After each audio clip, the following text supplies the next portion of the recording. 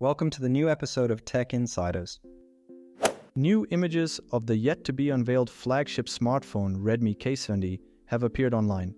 Apparently, it will simultaneously resemble both Xiaomi 14 and Poco brand devices.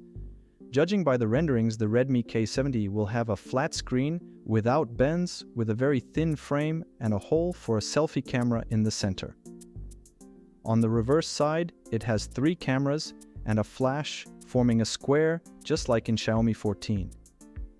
At the same time, the camera area protrudes the entire width of the case, which is typical of Poco smartphones.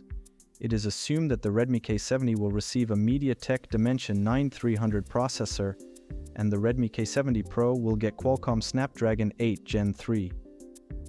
The Redmi K60 series was introduced in December last year, so the Redmi K70 can be shown very soon, especially given the frequent leaks